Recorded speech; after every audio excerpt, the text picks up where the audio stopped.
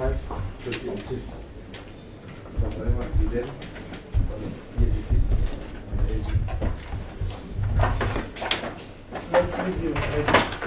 My name is Adi. I appear together with my two learned seniors, James Orengo and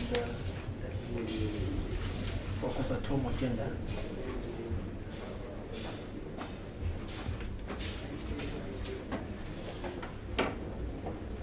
Right, please, my lady. My name is David Rutenhurst, indicated in the morning, together with Kulen Mignolo for the second respondent.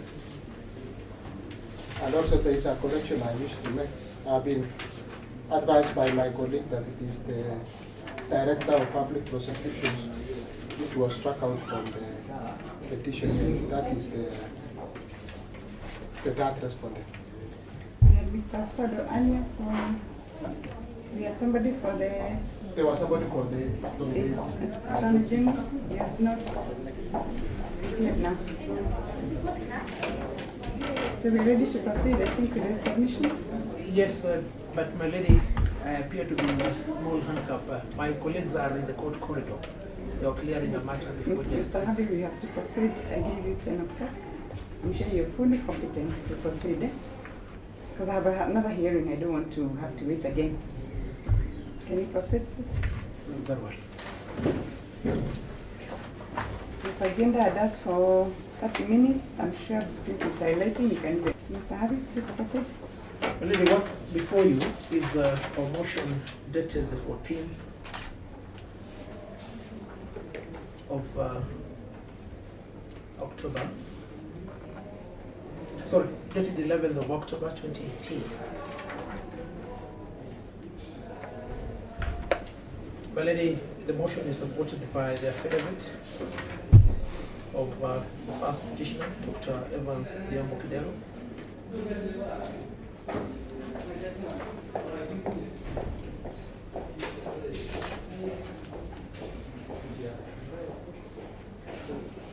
My lady, the requests sought are twofold.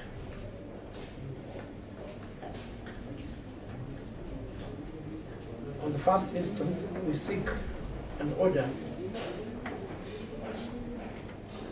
for cross-examination of Mulki Abdi Umar insofar as the contents of paragraphs 5, 7, 9, 10, 11, 14, and 49 of her affidavit sworn on the 3rd of October 2018 is concerned. Contents of which affidavit? Which paragraph? Paragraphs 5, 7, 9, 10, 11, 14, and 49. The affidavit in issue, the one of Mulki Omar, sworn on the 3rd of October 2018.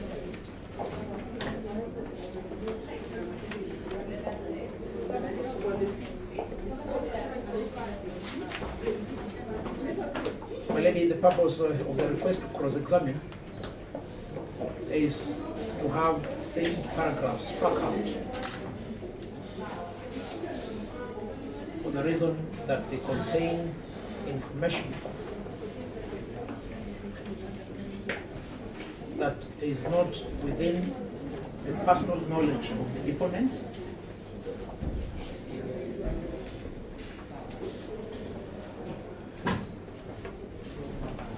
in which information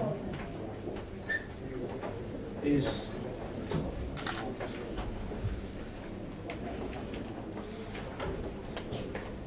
oppressive and scandalous.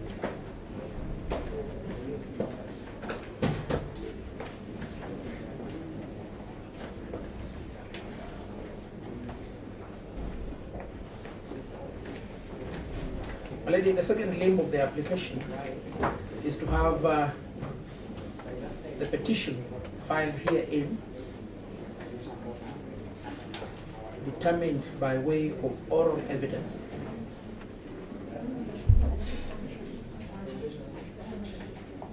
insofar as the issues raised in the 7 paragraphs are concerned. My lady, there is a legal foundation to justify making of the application. And this is found in Rule 20, sub-rule 3 and 5.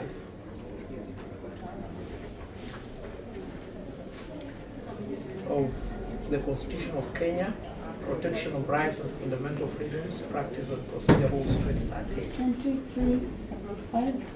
Sub-rule 3 and sub-rule 5 of the Constitution of Kenya, Protection is the Mutunga Rules. We'll refer to them henceforth as the Mutunga Rules. And lady, if I may just refer to sub-rule 3 for a start. The court may, upon application or on its own motion, direct the petition or part thereof be heard by oral evidence. It is as much as necessary if you just refer to them, no? Very well. You can take them as going to be read or as already known. Very well. I'll do that. I'll lead now back to the factual foundation upon which this request is made. This petition was originated with the primary function of remedying the violation and infringement of the petitioner's rights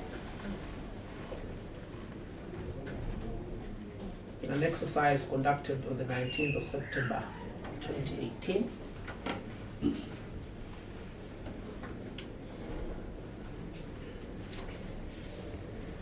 by the Ethics and Anti-Corruption Commission on the 19th of September 2018 by the Ethics and Anti-Corruption Commission.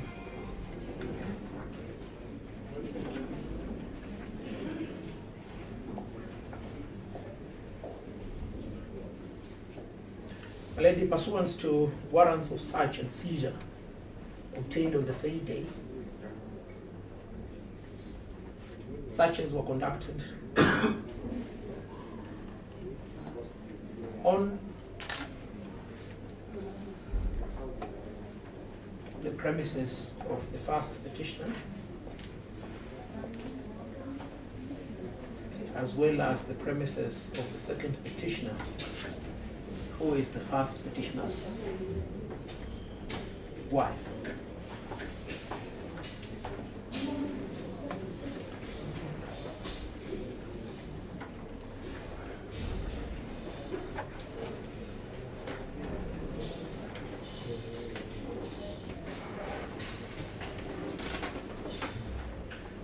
The petitioner has assailed that action for the reason that there was no foundation, factual or legal,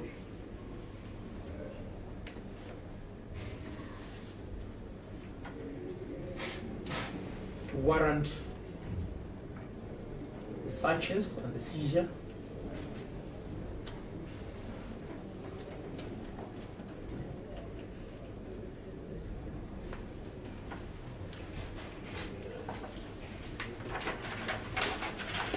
Your Honor, in response to the petition,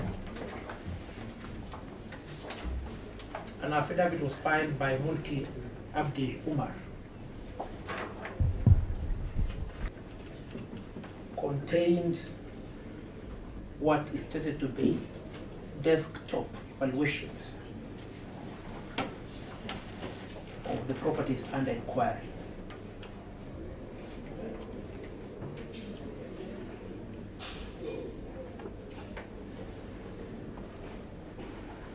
And over and above those false valuations, statements are made on oath by Mulki Abdi Omar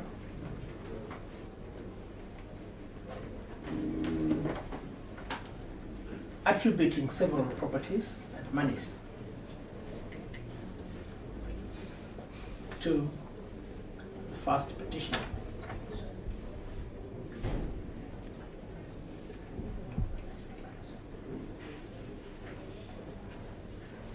These assertions are made allegedly to support investigations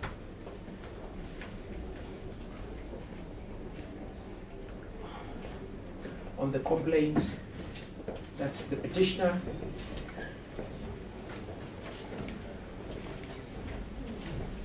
appropriated to his own use public property and funds whilst in service, first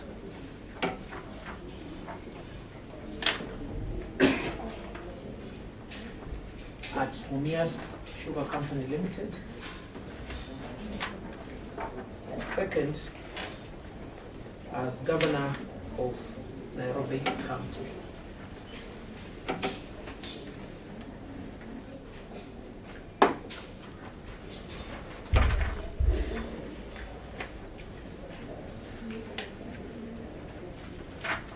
Already we have demonstrated prima facie that those averments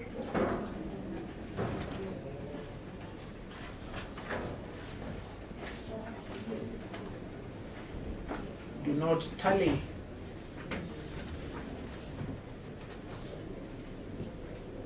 with the undisputed documents before the court, in which the Ethics and Anti-Corruption Commission had or could reasonably have had with the undisputed documents before the court as to the issue of ownership of those properties, the values thereof, which the Ethics and Anti-Corruption Commission had or will have had did exercise diligence.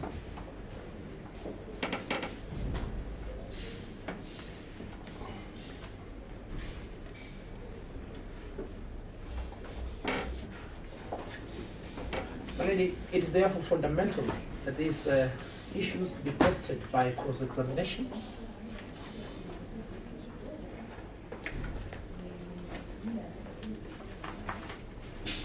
and this cross-examination is not being undertaken at an interlocutory stage. We have requested that it be done at the hearing of the petition itself.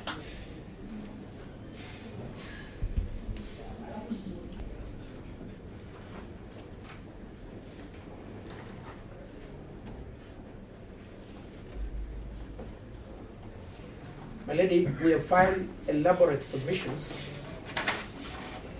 on 22nd of February 2019, to which is attached a list and bundle of authorities dated 22nd of February 2019.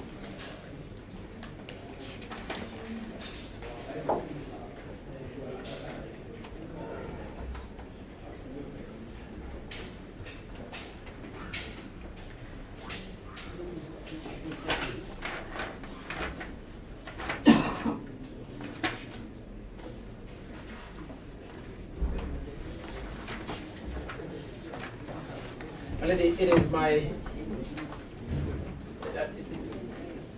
awareness that the court will go through the list, but let me just emphasize the decision in Kibaki versus Moi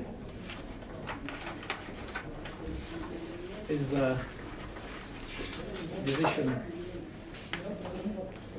of the High Court. You will find the relevant highlights at page 1 of the bundle.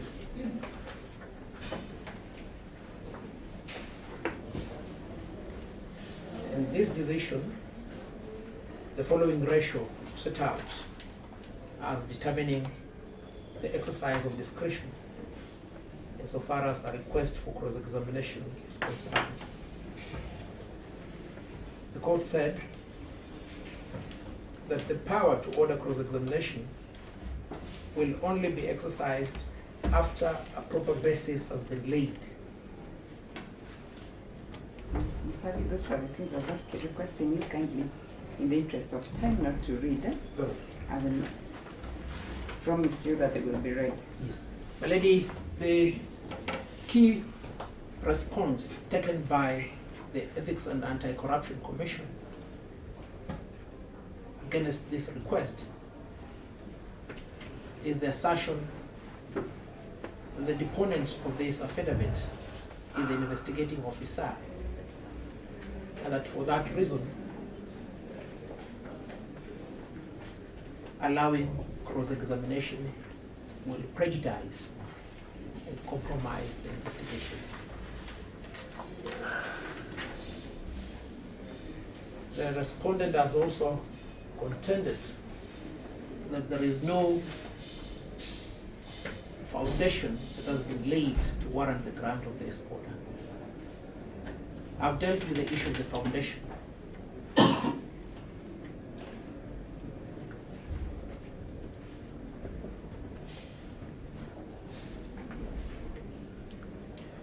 Lady, let me now deal with the issue of the alleged prejudice.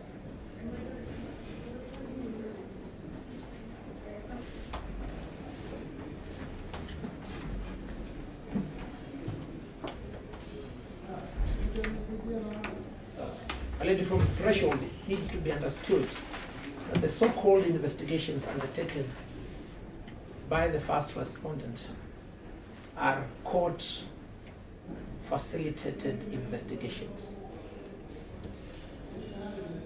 First respondent approached the court and obtained warrants of search and seizure.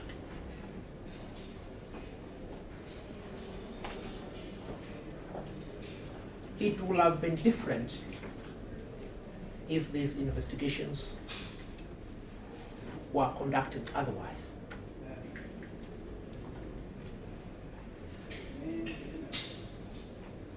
And my lady, if you look at the petition as amended, we have raised substantial complaints of violations in the manner in which the first respondent has undertaken this exercise.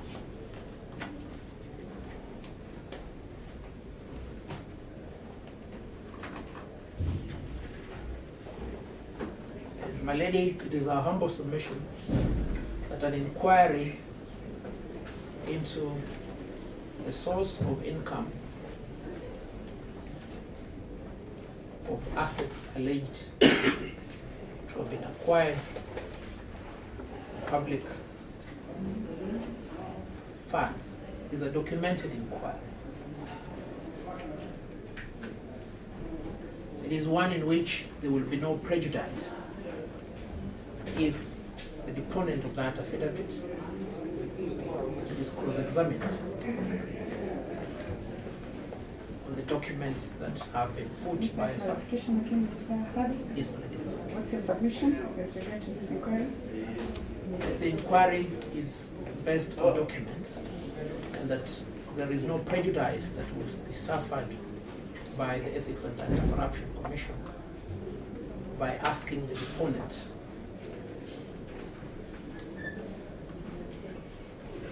to appear before court to be cross-examined.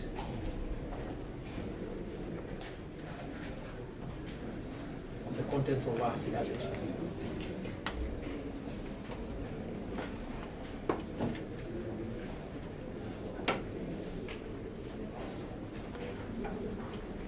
And as I close, my lady, more fundamental is the right of the petitioner to be heard and the right to a fair hearing.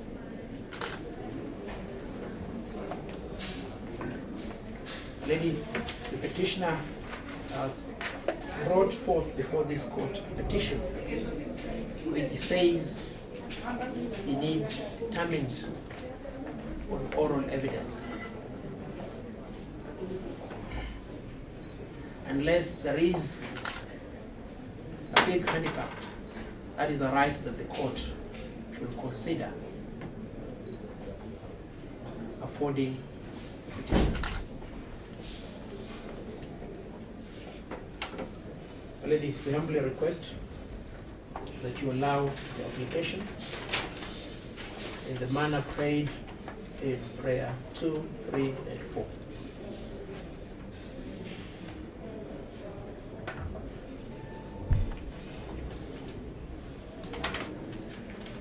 My lady, unless the court has any question, we have petitions. Mr. Harris? Most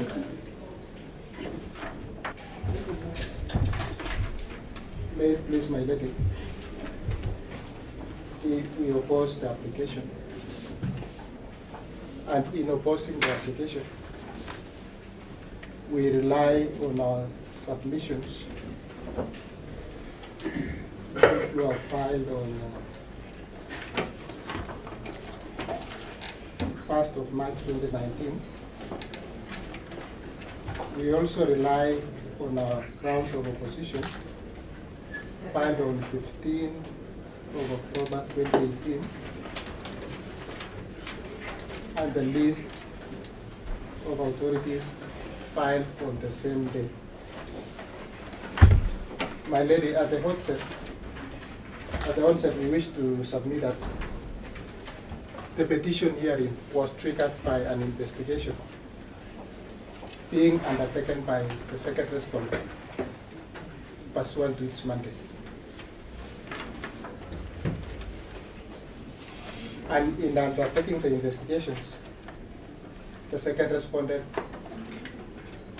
applied for a search warrant, which, as submitted by the petitioner, triggered the petition. And an application filed on 25th September 2018 seeking conservatory orders to stay further execution of those warrants.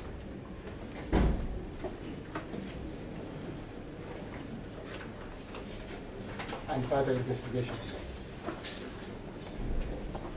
My Lord, this court in its ruling on the application dated 25th September 2018 granted conservatory orders. Application is dated 25th. Filed on 25th September 2018, it is dated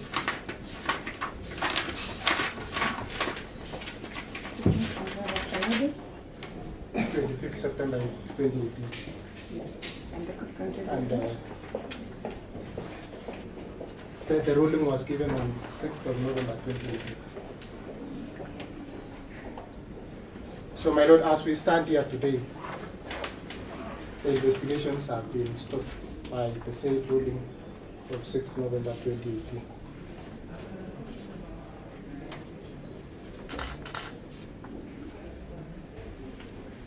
The petition was filed before investigations were completed.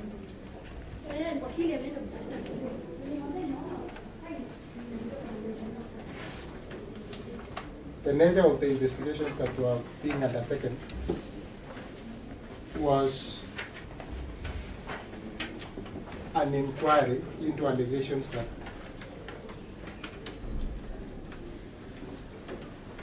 the petitioner had amassed a lot of wealth.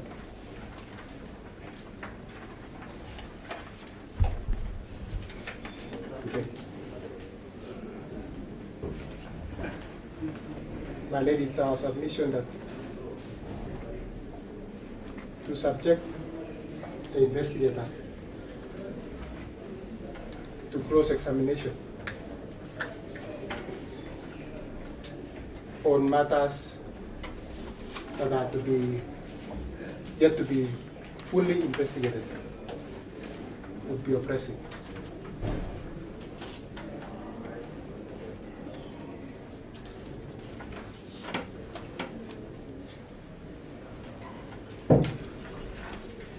We also submit, my Lord, that the application hearing is not brought in good faith. First, because when you look at the prayer being sought, one prayer is for cross-examination of Mulki Huma an investigator of the second respondent. And the other prayers is for the said paragraphs which are said to be false to be struck out.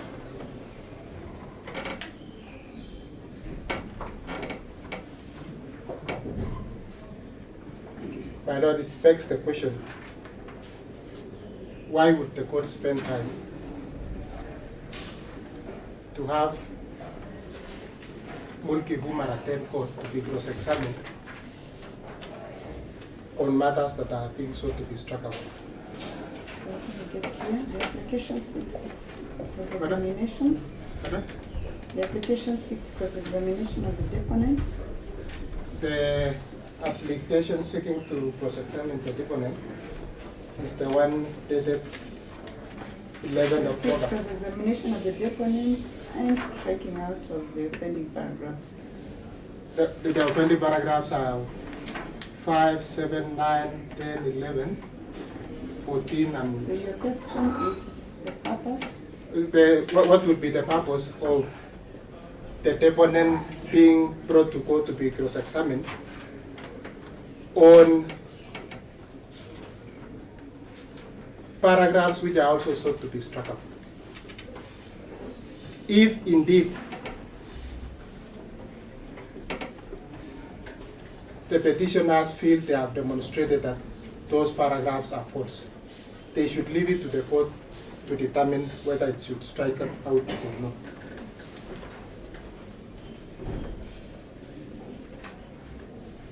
My Lord, this court must feel that adequate material has been placed to show that it is in the interest of justice to order cross-examination. We believe that has not been done. And we believe, my Lord, this application is tailored to further prolonging the hearing of the petition.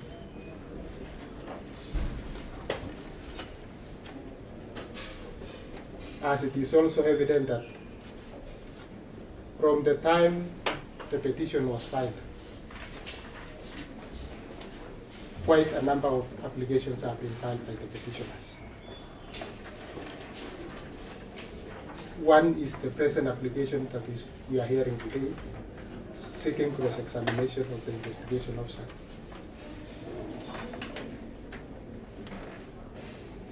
The other application which is pending is one dated 22nd October 2018,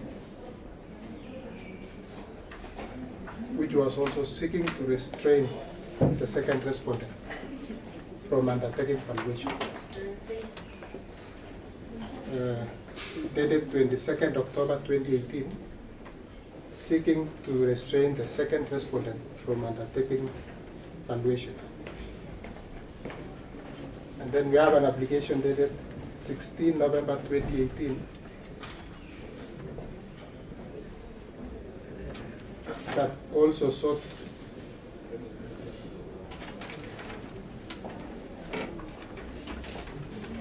release of documents.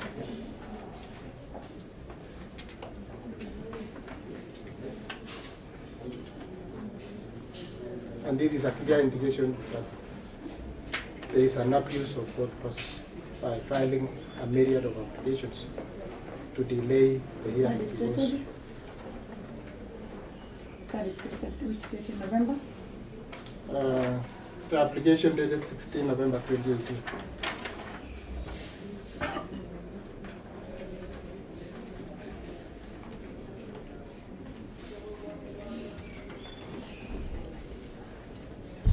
My lady, in our submissions, and I don't need to belabor the same.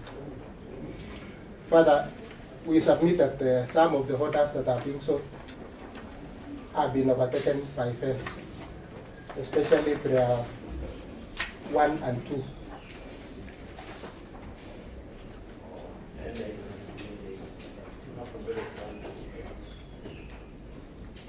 We refer you to paragraph 18 of our submission. They were seeking to cross-examine Mulki Umar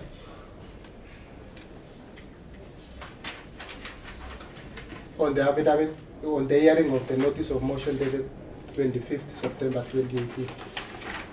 And as we indicated, that application has been heard and determined and ruling given.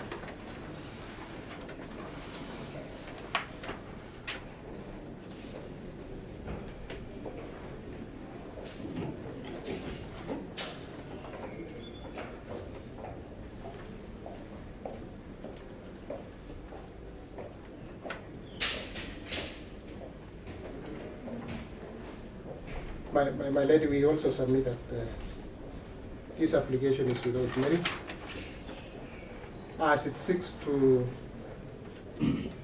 identify the identities of the informants who gave information to the investigation officer. The application is?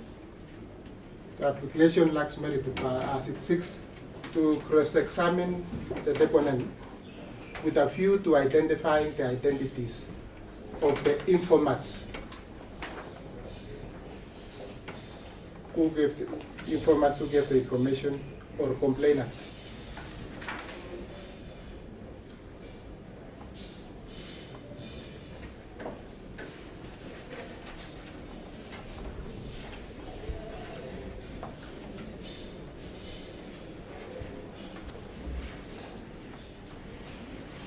They seek to know how and by whom the investigation was triggered. We wish to say that investigations, my lady, can be triggered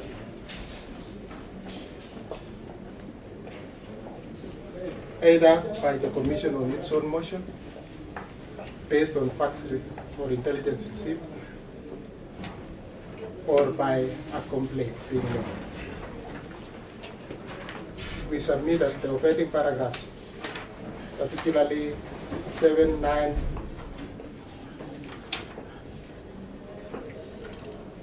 10, 11, and 14, relate to bank statements, which are self-explanatory.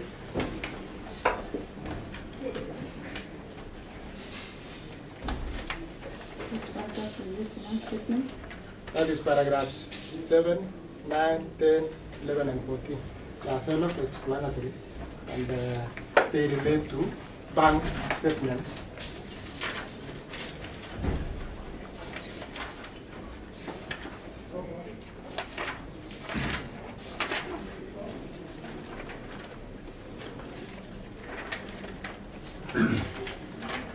My lady, paragraph 49, the deponent is very clear in stating that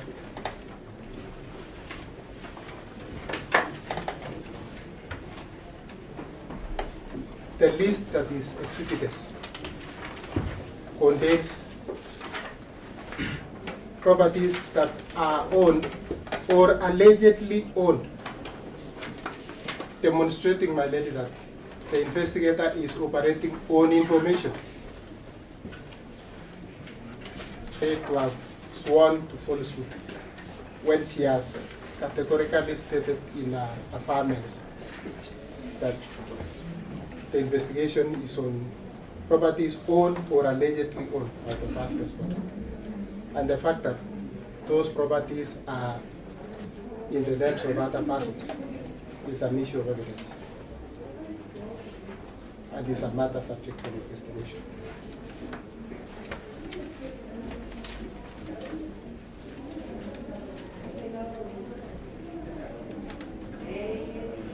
My lady, with respect to my colleague, counsel for the petitioner, the investigations being undertaken is not only through the court process. The search warrants is only one way, one of the many ways of undertaking investigations.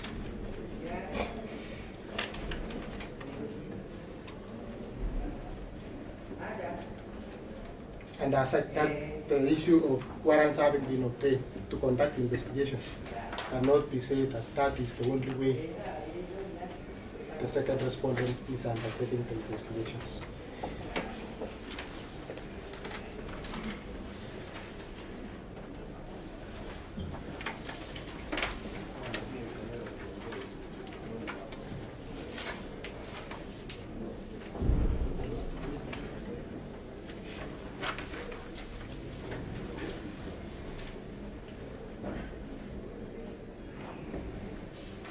my lady, we have been told about desktop valuations. We submitted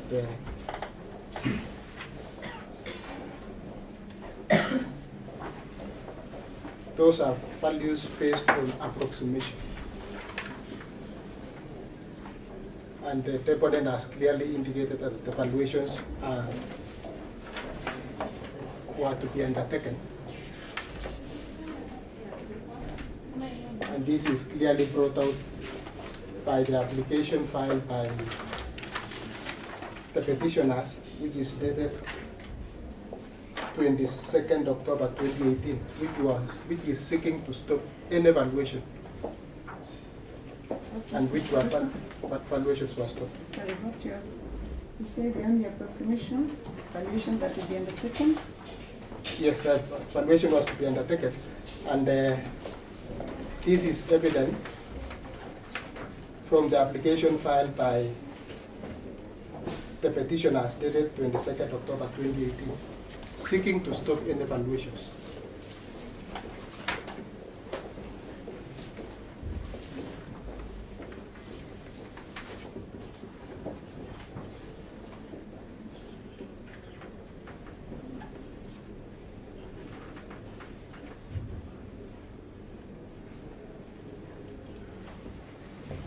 My lady, to seek to cross-examine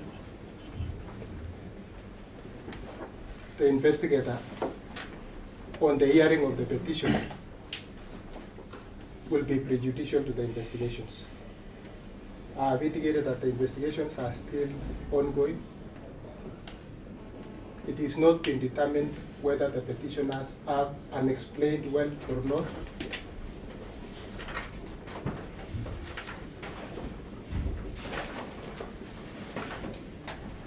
And if it were to be found that they have unexplained wealth,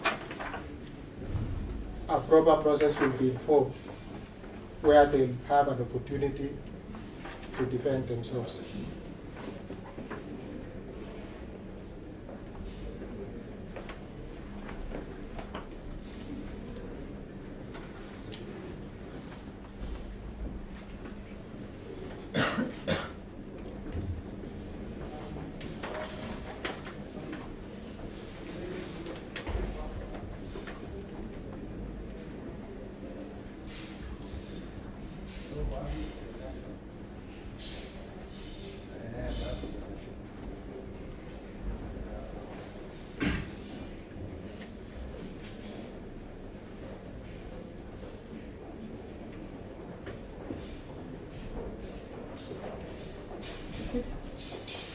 My Lord, on the list of authorities, I wish to refer you to paragraph 22 of our submissions.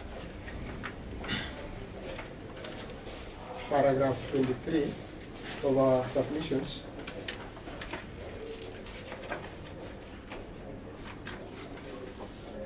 Paragraph 28.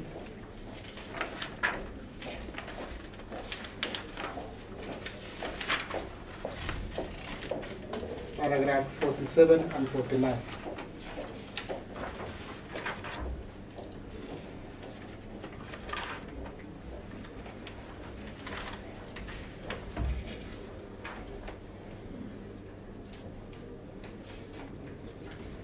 And we urge you, my lady, to disallow the application to cross-examine the investigator. That's what we pray.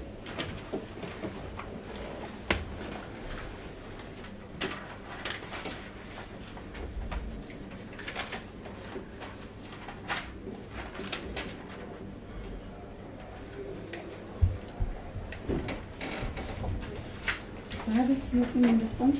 I learned it's a link. It's a respondent who has not addressed the court. Oh, he's appeared. Yes. Apologies, my lady. Mr. Sen for the court when you same time, eh? It's Osodo, right? It is August. Oboso. G. OG. OG. O-S-O. My lady. The record, I think I got the name wrong, eh?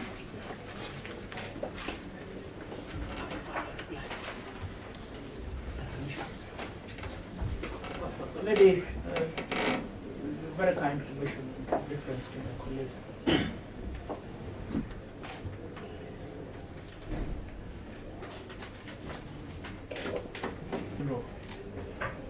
not participated in this appeal. It's not filed a reply, not filed any grounds, not even filed submissions. Does not know what basis you want to submit. And in any event, the request is targeted towards the witness from the Ethics and Anti-Corruption Commission. Petition, Ms. Agus? With respect to this application, as correctly indicated by Mr. Harvey, it is basically between the petitioners and the second respondent, EACC. So that I basically had one small oral application to strike out the third respondent from the proceedings. That is this year. Between the second respondent and... That is EACC and the petitioners.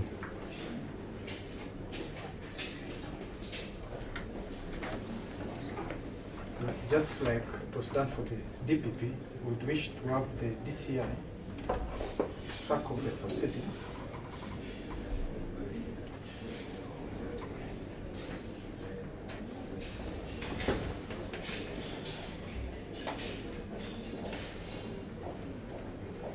Then on our part, I know we have not responded, but we'll be filing submissions of point of law with respect to the main petition. But as regards to this application, we'll leave that to you, your leadership.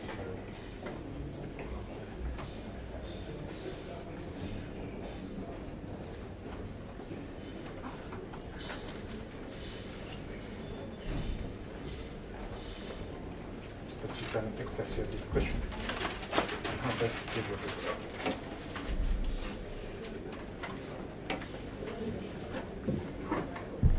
My lady, in response to the submission by my learned colleague for the Ethics and Anti-Corruption Commission, there are 3 points.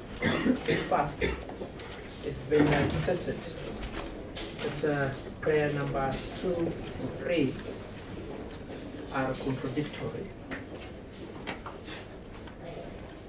and that the 2 have been spent in any event. Lady, the affidavit by Mulki Abdi Umar was filed both in response to the petition and to the application for conservatory order, which was determined on the 6th of November 2018.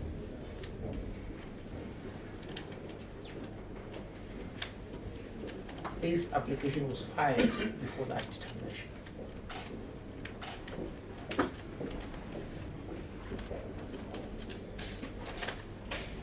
Already, insofar as the issues set out in the 7 paragraphs are germane to the determination of the petition itself, then the 2 requests cannot be contradictory.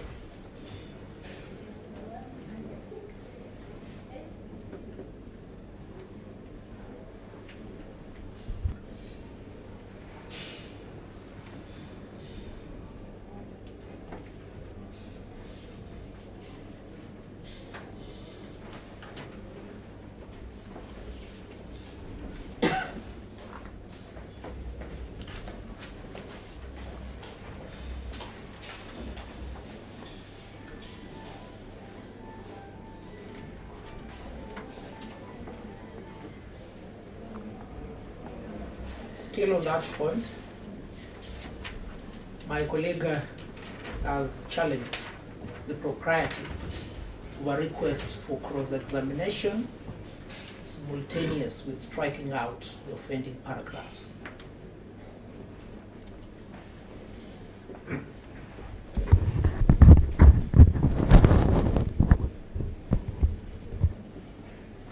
It is my humble submission that that challenge is unsustainable, because the very essence and purpose of cross-examination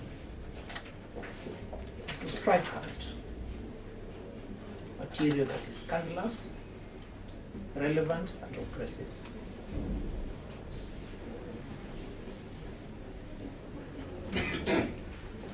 Whereas we don't have a yardstick for doing so under the Tunga rules, or the 19 of the Civil Procedure Rules, is one in which we can rely upon as to the ultimate goal in cross-examination.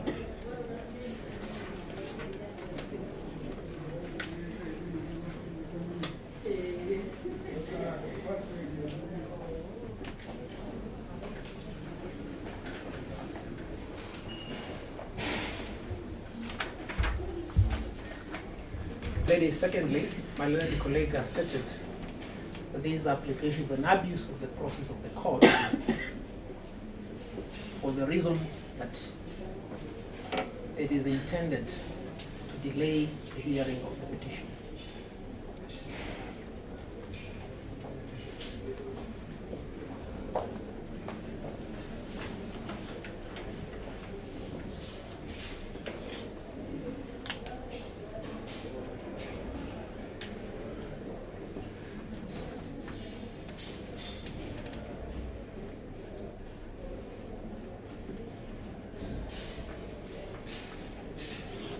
Filing of two previous applications, one to restrain further valuation, and two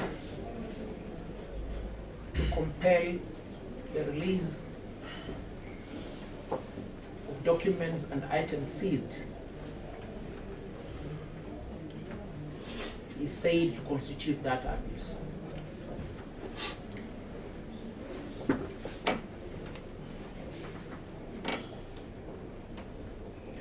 It is important that we allay that false concern.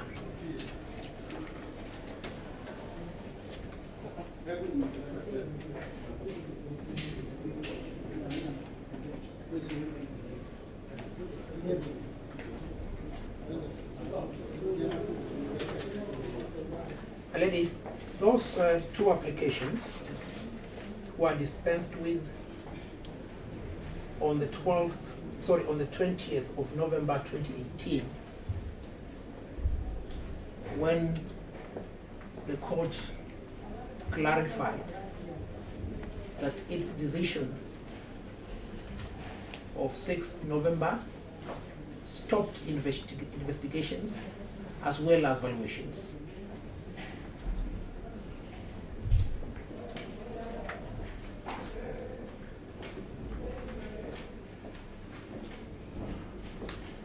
Its decision of 6th November? 6th November, a conservative order stopped both the investigations undertaken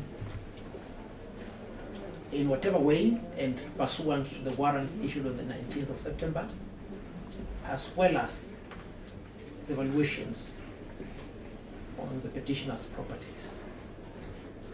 So the filing of the application was justified. It cannot be claimed to be an abuse of the court process.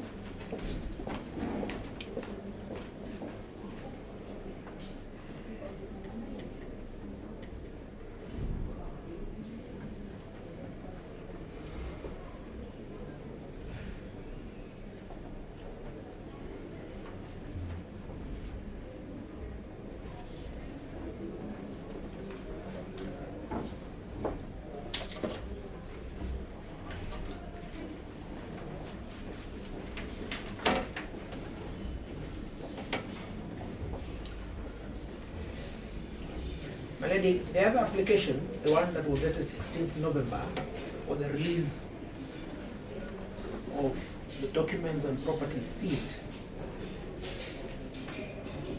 was a follow-up to the order of the 6th of November. And in fact, your predecessor admonished and deprecated the conduct of the first respondent in failing and refusing to comply with the order for release. There is therefore no abuse.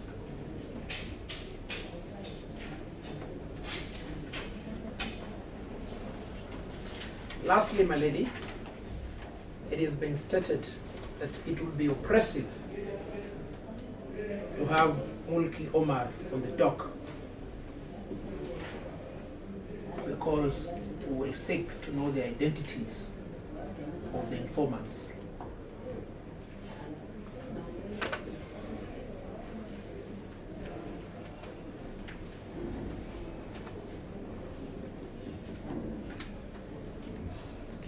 My lady, nothing can be far from the truth.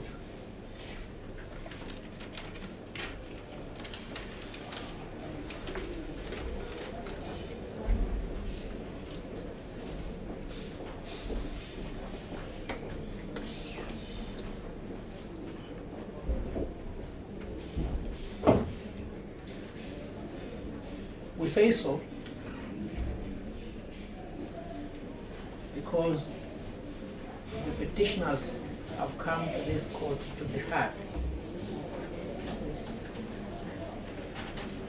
The hearing entails not only presenting their case, but also testing the veracity of the response to their case.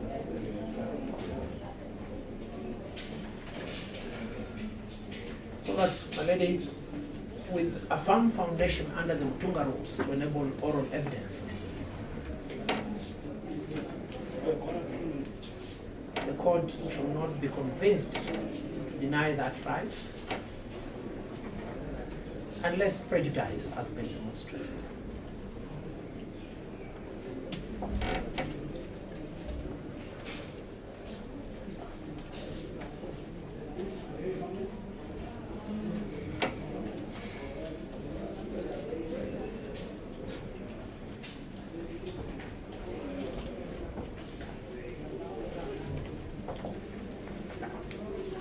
My lady, the Ethics and Anti-Corruption Commission insists that you will meet this evidence at the trial. Which trial? This is the trial.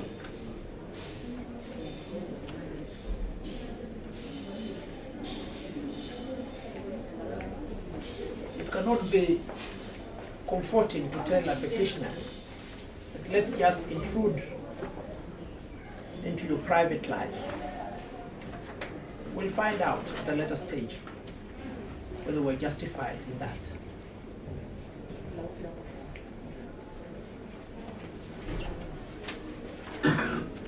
Lady, this is like a surgery. You just don't open somebody's body so that you look for the problem. You ascertain where the problem is and you go there. Otherwise, you'll occasion unnecessary injury. And we have demonstrated on the threshold that injury has already been suffered.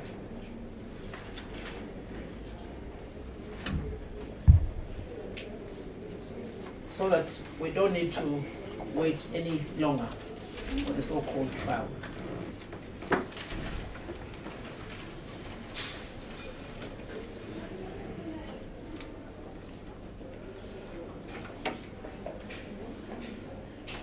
So that at this stage, my lady, the only way in which to interrogate the assertions in the affidavit of Mulki is to test them. And there are no safeguards to prevent the cross-examination from transcending in an area which we admit we did not go through. But issues that have already been subjected to the court, there is no harm in subjecting them to oral evidence. My lady, as I said, I just want to confirm that you have in the court file both our amended petition, which was filed on 29th of January 2019, and the submissions. I have two files to get to confirm. I have two files. This doesn't have that petition. I think there's another. Yes, yes. the amended petition is filed on the 29th January, and the submissions are filed on the 22nd of February 2019. We have, I'll get Mr. John to cross-check it. okay, very well. And We're most obliged. got the new citizen there. That's all. We beseech you to allow this application. When it came to serve Captain Ryan. Miss Wavinya had indicated that she was holding a brief, Mr. Agendas, and who else? Mr.